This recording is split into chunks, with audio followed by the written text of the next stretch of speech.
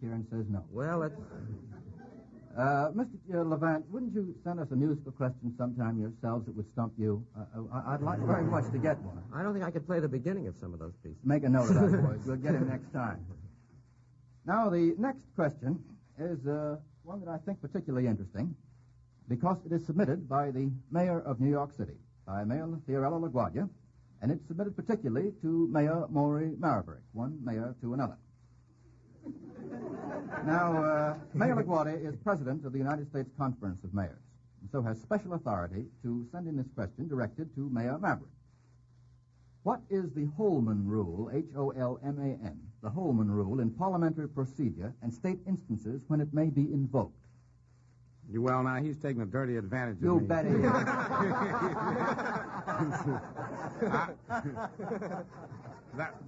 That just shows I've already forgotten what it is. It's in the parliamentary procedure of the House of Representatives, but I've already forgotten.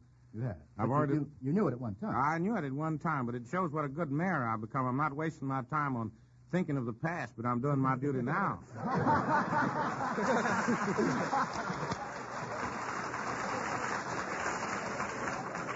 Well, so much for you, Fiorello. I guess I'd better tell those people who are thinking of the past what the Holman Rule is. It's a rule which limits appropriations in an appropriation bill only to such items as are authorized by law. There's a lot more to it, but that's enough for this evening. You knew that, of course, Mr. Oh, Maverick? yes. There's a lot of stuff about germaneness and relevancy, but the public, they don't care anything about that. No.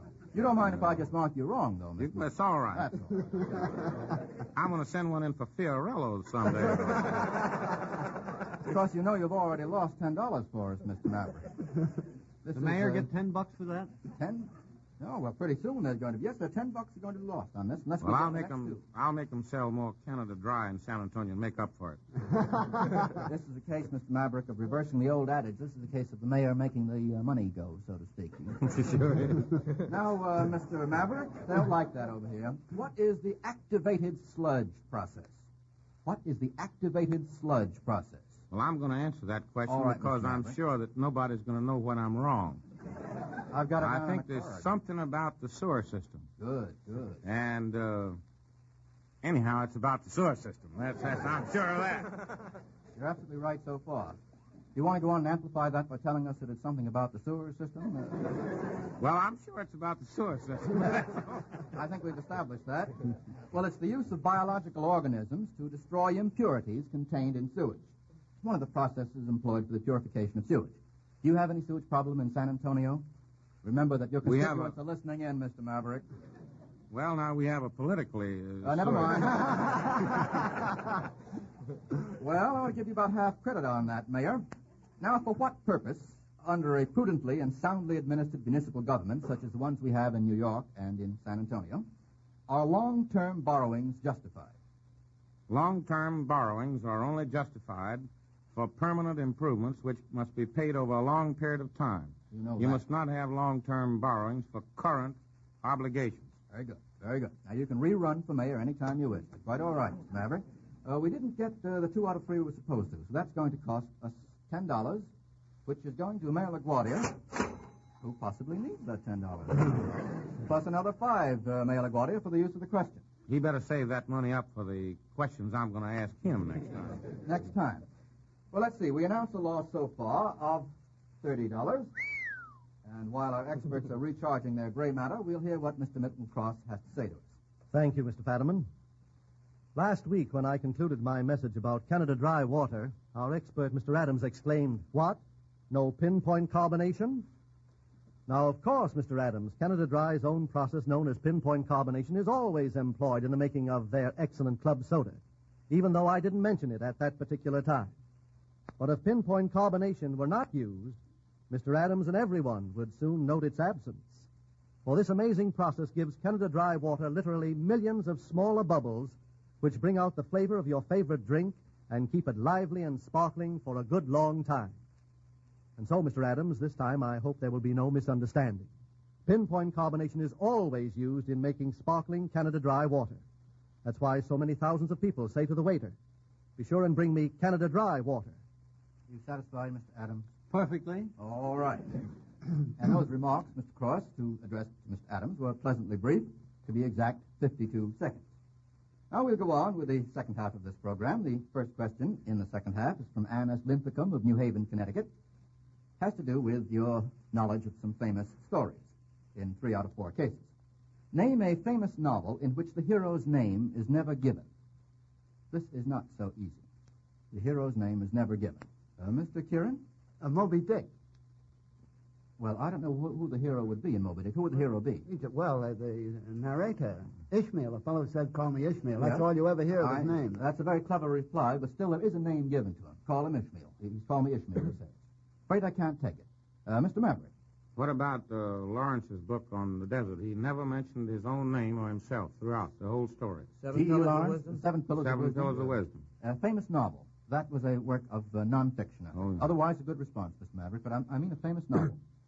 Well, the answer is The Virginian by Owen Wister. Do you remember that, Mr. Kieran? It was with Gary Cooper, I remember. Yes, you remember it, Mr. Maverick. Yeah. Name a famous novel. We'll switch sexes in midstream. Name a famous novel in which the heroine's name is never given. Is it on the name of the book? It is, I think. No, I haven't read the book. I'm not sure. Rebecca. Rebecca by Daphne du Maurier, a bestseller of the day. Name a famous story in which the hero has 2 names. Mr. Kieran. Tale of Two Cities. Who has 2 names? The citizen Evermond is also Charles Darnay. That's quite right. Another example might be Dr. Jekyll and Mr. Hyde in Robert Louis Stevenson's famous story, which you also saw in the films, Mr. Levant, no doubt. Name a famous radio program in which the hero's name is never given. At this point, our 4 radio stars seem to be giving up. Oh, Mr. Kieran. Dan Goldenpaw. No. Any other? Ask that question again. All right. Mr. Levant, a famous radio program in which the hero's name is never given. It sounds like a commercial. No, there's no trick in this. No? No, it's absolutely legitimate. Jack Benny. No. No, the answer is the Lone Ranger, which perhaps you don't listen to, Mr. Levant. We don't know who the Lone Ranger is. We never shall know, probably. Got 2 wrong out of that, which means that Miss Linthicum of New Haven is going to get $10 plus $5 for the use of the question. The next one from J. Miller of Baltimore, Maryland. Now, since the Civil War, have there been any Democratic presidents who received a majority of the popular vote? A majority. And if so, who? You have to, Mr. Maverick? Franklin Roosevelt. Franklin D. Roosevelt, and any other? I don't think so. Right. Absolutely right, Mr. Maverick. Franklin D. Roosevelt in 1932, not in 36, is the only Democratic president since the Civil War who received a majority of the popular vote. In 1916, Wilson received 135,000 short of the majority, which is running pretty close, isn't it, Mr. Maverick? Yes. But you were absolutely right. Mr. Roosevelt in 1932 was the only one. The next question from M. Prince of Kansas City, Kansas, has to do with identifying these famous musicians from a few biographical facts that I'm going to give you. In the first case, this musician was trained to be a doctor, but he preferred music. And he was cut off by his father financially, and he sang in a chorus, and he married an actress, and he composed program music. Who was that? Mr. Levant? Well, up to a point it fits a Russian named Borodin, but he wasn't, I don't think, it could be either he or Berlioz. Yes. Would you like to take Berlioz? Yeah, I'll take Berlioz. All right, you'll take Berlioz. Berlioz is right. Hector Berlioz.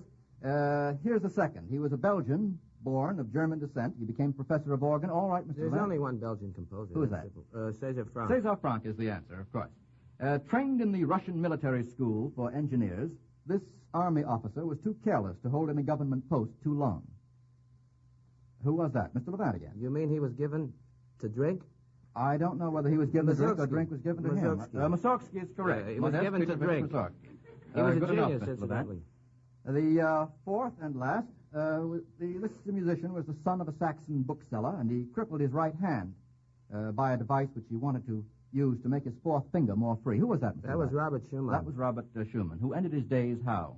He went insane. Incidentally, he was a very good critic. As a warning for you, Mr. Levant, in that. He did go insane. He was a very good critic. He was a nice fellow, too. Plug. That's 4 out of 4. Thank you very much, Mr. Levant. The next question from L. Steele of Pittsburgh, Pennsylvania. What famous poem, if it were written in Tin Pan Alley style, would start off this way? There are 2 of them. Early in the morning, honey, please make no mistake. Early in the springtime, everything is Jake.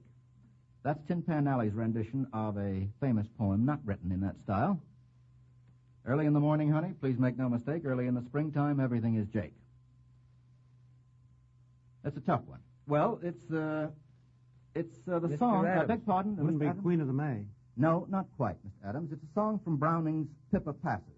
The years of the spring, the days of the morn, mornings at 7, the hillsides dew-pearled, the larks on the wing, the snails on the thorn, God's in his heaven, all's right with the world. One of the most nonsensical pieces of poetry ever written. Sorry that we missed up on that one. Maybe you can do better with this, which is 3 times as hard. Here's Tin Pan Alley's rendition. Oh, my sweetie's picture's hanging on the wall. Oh, I've got my sweetie's picture on the wall. It's the spitting image of her in the days I used to love her. Yes, I got my sweetie's picture on the wall. Fascinating rhythm. What famous poem? It sounds like Quoth the Raven. Don't, Mr. Levant? Annabelle Lee. No. Quoth the Raven, it sounds. The Sounds rhythm. like it was Burns to me. No, it isn't Burns. It's Browning again. The Last Duchess. That's my last Duchess painted on the wall looking as if she were alive and so forth. Sorry to miss out on that, gentlemen. $10 going to Mr. Steele of Pittsburgh, Pennsylvania. Now we've got a total disbursement, considerable money this evening, with the help of Mr. Maverick, Mr. Levant, Mr. Adams, Kieran, of $50. Now Mr. Cross wants a brief word with you, and then I'll be back with news of next week's guests. More than 30 years ago, a famous chemist, John McLaughlin of Toronto, gave the world Canada Dry Ginger Ale. A ginger ale so wonderfully different, with a flavor and aroma so unlike any other, that it literally changed the nation's taste. Today, the same secret formula that has never been successfully copied makes Canada Dry the favorite beverage in over 50 countries of the world. Canada Dry jealously guards this famous formula, and just as jealously guards the scientific blending of finest Jamaica ginger, pure sugar, perfectly carbonated water, and other choice ingredients. While under the constant supervision of graduate chemists, nothing is left undone to make Canada Dry the purest and most wholesome of beverages, and to maintain the reputation of which Canada Dry is justly proud of being known as the champagne of ginger ales. You'll find ginger ale a refreshing and enjoyable beverage at all times. But for a special treat sometime, try Canada Dry ginger ale and grape juice, mixed half and half and served ice cold.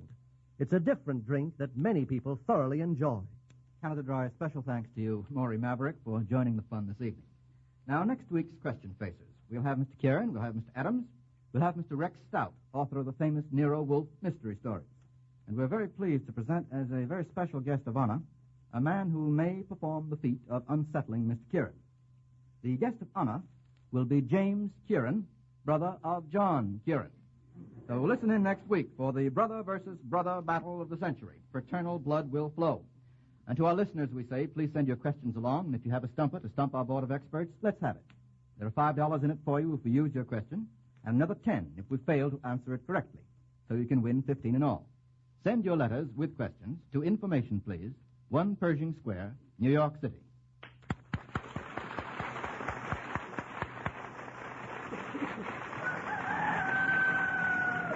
On these warm summer days, always keep a supply of Canada Dry ginger ale, sparkling water, lime ricky, and Tom Collins mixer on hand.